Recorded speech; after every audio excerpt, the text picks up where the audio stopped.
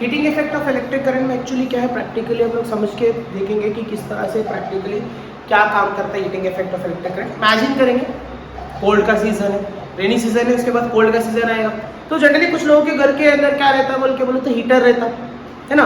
You I think some of you have heaters in your houses. तो जब भी ज़्यादा सर्दी पड़ता है तो आप हीटर ऑन कर देते हो। हीटर के अंदर होता है क्या है, एक कॉइल रहता है जो जनरली गर्म हो जाता है, जिसकी वजह से आपका रूम हीटर के हिसाब से आपका रूम गर्म होता है। कभी सोचिए कि ये रूम हीटर काम कैसा करता होगा। छोड़िए, इस्त्री तो करते होंगे, चलो किसी के पास रूम हीटर नहीं होगा, आयरन इस्त्री होगा किसी सबके पास, राइट। इस्त्री के हिसाब से किस तरह से आप लोग उसको काम करोगे। इस्त्री कैसा काम करता है, इस्त्री कैसा गर्म होता है, हम तो करंट ऑन करे थे, गर्म कैसे होगा।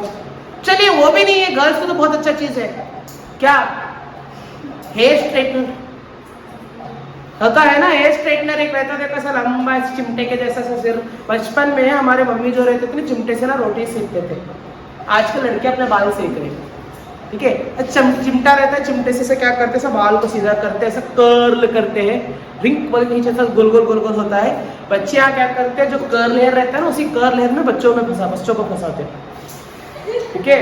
तो वो कर्ल हेयर करने वाला जो मशीन होता है, चिमटा जो होता है जनरली, जिसको हम लोग बोलते हैं हेयर स्ट्रेटनर जो बोलते हैं, उसके अंदर भी ऊपर और नीचे क्या रहता है, एक आयरन प्लेट्स लगे रहते हैं जो जनरली बाल को गर्म करके शेप देते हैं, राइट। अब सिमिलरली हमारे घर के अंदर गीजर होता है, पानी का गीजर, तो इलेक्ट्रिक गीजर होगा। तो ये इलेक्ट्रिक गीजर भी करता है इसी प्रिंसिपल पे काम। कौन से प्रिंसिपल पे काम, heating effects of electric current. कभी सोचे कि ये चीजें गर्म क्यों होते हैं, why they do not give us electric shock, current क्यों नहीं लगता उसके अंदर, उसकी जगह पे हमें गर्म क्यों होता है। अच्छा, और एक चीज मालूम है, उसके अंदर शॉक लगता है, उसके अंदर शॉक लगता लेकिन उतना जोर से नहीं लगेगा। हाँ, कभी कभी शॉर्ट सर्किट्स हो गए तो बहुत बुरे शॉक लगेंगे, बट नॉर्मली शॉक्स नहीं लगते, करेक्ट। अब कभी सोचे कि होता क्यों है ऐसा, कैसे क्यों होता, ठीक है, right. It is because of the resistance of a conductor. क्या है, जब भी किसी भी कंडक्टर का रेजिस्टेंस ज्यादा हो जाता, ठीक है, तो उसके अंदर जो फ्लो होने वाले चार्जेस होते हैं वो आसानी से फ्लो होते नहीं है, राइट। यानी रेजिस्टेंस का मतलब ये होता है ना, to oppose the flow of charges. जब भी किसी भी सब्सटेंस का रेजिस्टेंस ज्यादा होता है, कंडक्टर का रेजिस्टेंस ज्यादा होता है, तो वो चार्जेस को आगे फ्लो होने नहीं देता, जिसकी वजह से ये जो एनर्जी है, इलेक्ट्रिक एनर्जी है, ये some amount of electric energy क्या हो जाता, हीट एनर्जी में कन्वर्ट हो जाता, ठीक है। इसी इफेक्ट को हम लोग बोलते हैं heating effects of electric current. जितने भी आपके पास हीटर्स, आयरन्स, गीजर्स जितने भी हैं, हेयर स्ट्रेटनर्स, ये सारे के सारे जो है किस बेसिस पे काम करते हैं, heating effects of electric current. क्यों गर्म हो रहे, इसकी वजह क्या है, it is because of charges उसके अंदर नॉर्मली जितने पास है उतना पास नहीं हो रहा, जिसकी वजह से वो गर्म हो जा रहे हैं, ठीक है। अब इसी प्रिंसिपल को हम लोग समझेंगे एक एक्टिविटी के लेके, ठीक है। फॉर एग्जाम्पल अगर समझेंगे, मेरे पास दो अलग अलग लेंथ के वायर से, एक है निकोरम, दूसरा कौन सा है, एल्यूमिनियम का हम लोग एग्जाम्पल लेंगे। अब दोनों का लेंथ सेम है, क्रॉस सेक्शन एरिया सेम है, उनका विड्थ सेम है, एंड उनके अंदर मैं जो करंट दूंगा वो भी सेम है, ठीक है। तो होगा क्या, दोनों में से क्या इफेक्ट आएगा। जनरली एल्यूमिनियम जो है वो नॉर्मली गुड कंडक्टर होने की वजह से ज्यादा चार्जेस को रोकेगा नहीं, तो चार्जेस उसके अंदर से फ्लो हो जाते हैं, विल कंडक्ट। वेयरएज जो दूसरा वायर है, जो जनरल एग्जांपल है निकोरम जो वायर होता है, इसका सबसे ज्यादा रेजिस्टेंस होता है। निकोरम किसका कॉम्बिनेशन है, nichrome is alloy of what, nickel and chromium के एलॉय है। अब जब इसको दोनों को मिक्स करके हम लोग बनाते हैं, इसका रेजिस्टेंस बहुत ज्यादा हो जाता है, तो ये जो वायर इसको हम यूज करते हैं, तो ये रेजिस्टेंस ज्यादा होने की वजह से ये गर्म होना शुरू होता, जिसकी वजह से वो ग्लो होना स्टार्ट होता है, इतना ज्यादा हीट प्रोड्यूस करता है कि इसके ऊपर हम लोग रोटी सेकते हैं, ठीक है। बहुत लोगों के घर के अंदर कॉइल वाले हीटर होंगे, ठीक है। कॉइल वाले हीटर जो होते हैं वो एक्चुअली निकोरम वायर यूज करते हैं। उतना ही नहीं है, आपके घर के अंदर यूज होने वाला इलेक्ट्रिक रूम हीटर के अंदर भी निकोरम वायर होता है। उतना ही नहीं है, आपके हेयर ड्रायर जो होता है, हेयर ड्रायर कभी देखिए गर्म हवा आता है उसके अंदर से, हेयर ड्रायर के बीच में एक कॉइल होता है, वो कॉइल किससे बनता है, वो निकोरम से बनता है। तो क्या करते हैं हेयर ड्रायर के अंदर बोल के बोले तो एक साइड ब्लोअर लगा हुआ रहता, ठीक है, और बीच में क्या रहता, निकोरम वायर रहता। जब उस गर्म का मतलब निकोरम करंट ऑन करते हैं, निकोरम वायर के रेजिस्टेंस की वजह से वो गर्म हो जाता है, ठीक है, जिसकी वजह से इतना हीट प्रोड्यूस होता। तो जब उसको ब्लोअर ऑन करते तो एयर जब उसके से पास होके आता तो एयर भी गर्म होकर बाहर आता, जिससे आप उसको यूज करते हैं हेयर ड्रायर के जैसा। ठीक है, तो ये सारे किस प्रिंसिपल पे काम कर रहे हैं? Heating effects of electric current. ठीक है, अब heating effects of electric current में एक लॉ आता है जिसको हम लोग बोलते हैं जॉल हीटिंग लॉ या फिर जॉल लॉ ऑफ हीटिंग बोलते हैं। ठीक है, अब जॉल लॉ ऑफ हीटिंग क्या है, किस तरह से ये बात करता है, ये तो देखेंगे किस तरह से इसको हम लोग डिराइव कर सकते हैं। जनरली अगर मैं बताऊं जॉल हीटिंग लॉ जो है वो क्या बोलता है बोले तो heat is equal to I square R into T बोलता है। क्या बोलता है? जॉल, इसको लोग क्या बोलते हैं? Joule law of heating, Joule law of heating. ठीक है, जॉल लॉ ऑफ हीटिंग क्या बोल रहा? Heat is equal to current का square, resistance and time taken. यानी क्या बोल रहे हैं? हीट कितना रहेगा, जितना रेजिस्टेंस है, जितना टाइम लेगा, जितना टाइम तक करंट उस कंडक्टर में फ्लो होगा वो कंडक्टर उतना ही क्या होगा? हीट अप होगा। फिर से एक बार समझा रहा हूँ, जॉल लॉ ऑफ हीटिंग क्या बोलता? जब भी आप एक कंडक्टर के अंदर से करंट पास करते उसका कितना रेजिस्टेंस रहता एंड उस कंडक्टर के अंदर कितना करंट कितने टाइम तक फ्लो होता, वो डायरेक्टली किसको अफेक्ट करेगा? हीट को अफेक्ट करेगा। यानी करंट, रेजिस्टेंस एंड टाइम तीनों मिला के क्या बनाते हैं? हीट बनाते हैं। तो यही है जॉल लॉ ऑफ हीटिंग। अब इस फॉर्मूले का डिराइवेशन देखेंगे, किस तरह से ये फॉर्मूला आया, क्या हम इसको डिराइव कर सकते हैं। इस डिराइवेशन को हम लोग देखेंगे जॉल लॉ ऑफ हीटिंग या फिर law of joule heating effect के अंदर हम इसका डिराइवेशन देखेंगे। ठीक है, before moving to the joule law of heating का डिराइवेशन, ठीक है, जॉल लॉ ऑफ हीटिंग क्या बोलता है? H is equal to I square R into T बोलता है, राइट? अभी थोड़ी देर पहले बताया। ठीक है, अब जॉल लॉ ऑफ हीटिंग किस फैक्टर्स के ऊपर डिपेंड रहता है वो समझ लेंगे, उसके बाद डिराइवेशन करेंगे। ठीक है, जॉल लॉ ऑफ हीटिंग जनरली हम लोग बात करें हीट के बारे में, heat produced in the resistor. यानी अगर रेजिस्टर के बारे में हम बात करें, कंडक्टर है जो उसके अंदर रेजिस्टेंस ज्यादा है तो उसको हम रेजिस्टर ही कंसीडर करते हैं। ठीक है, एक कंडक्टर है जिसका अगर रेजिस्टेंस ज्यादा है, जिसके वजह से हीट अप हो रहा तो हम उसको क्या बोलते हैं? रेजिस्टर बोल के कंसीडर करते हैं। तो यहाँ पे क्या बोल रहे हैं? Heat produced in the resistor is directly proportional to क्या, किसके ऊपर डायरेक्टली प्रोपोर्शनल रहता है? तीन चीजों पे प्रोपोर्शनल रहता है। ठीक है, पहला वाला क्या है? Square of what? Heat is directly proportional to the square of current flowing from resistor. ठीक है, क्या बोलता? Current directly flowing from the resistor. मतलब क्या होगा इसका? मतलब क्या होगा? H is proportional to I square। H is proportional to I square। Second point क्या बोलता? Resistance of a resistor is directly proportional. ठीक है, resistance of a resistor is directly square of current flowing through the resistor हो गया। ठीक है, this का heat produced is of a resistor is directly proportional to resistance of a resistor. ठीक है, क्या बोलते हैं? Resistance of a resistor. क्या बोल रहा है हम लोग? सेकंड पॉइंट क्या बोल रहा है? रेजिस्टेंस ऑफ रेजिस्टर मतलब H is directly proportional to, okay, क्या बोल रहे हैं? H is directly proportional to R। Third point क्या बोल रहा है?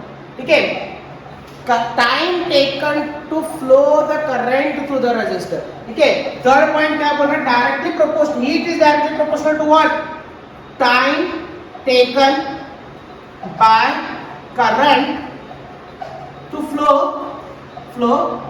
From resistor. उस रेजिस्टर के अंदर से फ्लो होने का time, and heat is also proportional to I। चलो, ये क्या हो गया हमारा पहला वाला, ये क्या हो गया हमारा सेकंड वाला, और ये क्या हो गया हमारा थर्ड वाला। ठीक है, इसी के बेसिस पे हमारा क्या फॉर्मूला बनता है? H is equal to I square R into T। ये वाला फॉर्मूला इन्हीं तीनों पॉइंट्स के ऊपर डिराइव किया गया। ठीक है, अब टोटल डिराइवेशन देखेंगे। देखिए एक्चुअली में क्या है, यहाँ पे अगर देखेंगे इज इक्वल टू सिंबल क्या है? Proportionality symbol. अगर तीनों को भी अगर मिला दूंगा तो H is proportional to I square R T हो जाता है। ठीक है, इज इक्वल टू नहीं आता, generally we take out is equal to के बिना हम लोग कर नहीं सकते, राइट। किसी भी कैलकुलेशन में प्रोपोर्शनलिटी सिंबल हम रखते नहीं है, we use is equal to symbol, ठीक है। प्रोपोर्शनलिटी हटाने के लिए क्या क्या चीजें करना पड़ता, कैसे करना पड़ता, वो सब आपको मालूम है, we need a constant for that. But फिलहाल के लिए ये चीजें पॉइंट के ऊपर 3 पॉइंट्स के ऊपर heating effect of electric current यानी जॉ हीटिंग इफेक्ट डिपेंड रहता है, ठीक है। अब इसको डिराइव करके देखेंगे, let us derive this equation by one.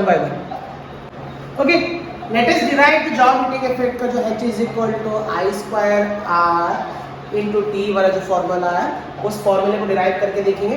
पहला वाला पॉइंट देखिए क्या है बोल के बोले तो, फर्स्ट पॉइंट क्या बोलता है बोल के बोले तो, पावर मतलब पता है what is power? Power is nothing but what rate of doing work. Rate of doing work को क्या बोलते हैं? पावर बोलते हैं।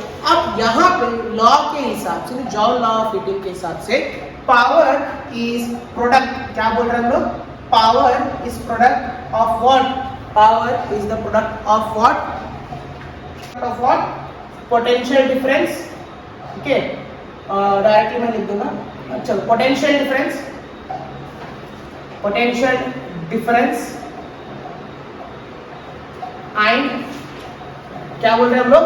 Power is the product of potential difference and current, यानी P is equal to what?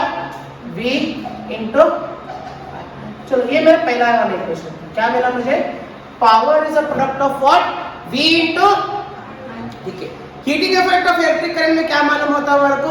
Heat कब होता? जब हीट एक कंडक्टर के अंदर एक लॉन्ग पीरियड ऑफ टाइम तक ट्रैवल करे, ठीक है। तो हम क्या बोलते हैं सेकंड पॉइंट में? क्या बोलते हैं सेकंड पॉइंट में? क्या बोलते हैं? Heat is product of current, potential difference and time taken, ठीक है। यानी हीट किसका इक्वल है, यानी हम बोल रहे हैं हीट किसको इक्वल है? बोलते कितना वोल्टेज दे रहे, कितना करंट दे रहे, कितना टाइम तक करंट उसके अंदर फ्लो हो रहा, उससे हमें क्या मिलता? हीट मिलता। तो हम डायरेक्टली लिख देंगे H is equal to V into I into T, यही तो है, वोल्टेज, करंट एंड टाइम, उनका प्रोडक्ट है, करेक्ट। ये क्या बना मेरा? क्या बना मेरा? Second equation. अच्छा, दोनों इक्वेशन को देखो, यहाँ पे P is equal to V into I है, राइट। नीचे क्या है? H is equal to V into I into T, right. क्या मैं V इंटू आई की जगह पे P सब्स्टिट्यूट कर सकता हूँ, ठीक है। Power is nothing but V into I, right. तो मैं क्या करता हूँ? बाय सब्स्टिट्यूट, इधर लिख देंगे, substitute 1 and 2। 1 था P is equal to V है, 2 था H is equal to V into I है। यहाँ पे V into I की जगह पे क्या करेंगे हम लोग? P को सब्स्टिट्यूट करेंगे। क्या करेंगे? P को सब्स्टिट्यूट करेंगे। तो क्या आएगा देखिए, तो क्या आएगा? H is equal to P into, okay, जॉब heating effect, sorry P into यानी heat is also equal to power into time, यानी कितना पावर कितने टाइम तक आप दोगे, उसी के बेसिस पे कितना हीट मिलेगा हमें मालूम होता है, ठीक है। ये एक वाला फॉर्मूला, एक कौन सा फॉर्मूला है? Heat is the product of power and time, ठीक है। Heat is the product of power and time, ठीक है। चलिए अब देखिए, bye apply Ohm's law in equation, ठीक है। ओम्स लॉ क्या बोलता है? ओम्स लॉ क्या बोलता है? V is equal to I, यही बोलता है ओम्स लॉ। क्या बोलता? V is equal to IR, यानी मैं क्या बोल रहा हूँ? V is equal to IR को पहले वाले इक्वेशन, ठीक है। नहीं, चलो पहले वाला इक्वेशन, यानी हम क्या करेंगे? V is equal to IR को सेकेंड इक्वेशन, कहाँ पे अप्लाई करेंगे? Second equation. सेकेंड इक्वेशन मेरे क्या है? H is equal to V into I into T है, H is equal to V into I into T है, राइट। तो मैं क्या बोल रहा हूँ? इस इक्वेशन को यहाँ पे सब्स्टिट्यूट करो, कैसे? V की जगह पे IR को बोल दो, because V is nothing but IR ना, ओम्स लॉ वही तो बोल रहा, V is equal to IR, current into resistance, ठीक है। अब मैं यहाँ पे क्या लिखूँ? H is equal to V into I into T था, ठीक है। यहाँ पे इस V के जगह पे क्या करूंगा मैं? IR सब्स्टिट्यूट करूंगा। H is equal to I into R into I into, ठीक है। अब देखिए I into I, H is equal to I square are into, ये है Joule heating effect, the Joule law of heating का फॉर्मूले, जहां पे हमें पता चलता है, दो फॉर्मूले पता चलता है, दो चीजें पता चलता है जाउल हीटिंग लॉ के हिसाब से।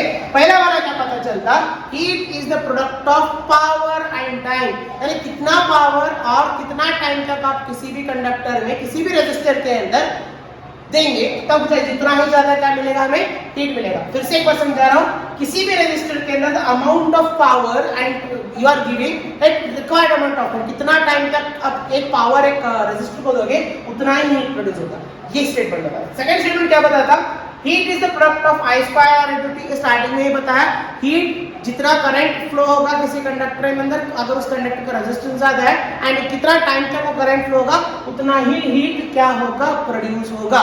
इसको हम लोग क्या बोलते हैं, Joule law of heating. Joule law of heating directly आपको बताता हूं, तीन फैक्टर्स पे डिपेंड रहता है, क्या क्या, square of current, resistance and time, ठीक है। अब उसको हम लोग इस तरह से डिराइव करें। एंड दूसरी चीज, we have derived the law of Joule law of heating using the basis of power, power के बेसिस पे भी डिराइव करें, करंट के बेसिस पे भी डिराइव करें। So this is the actual derivation of Joule law, take it.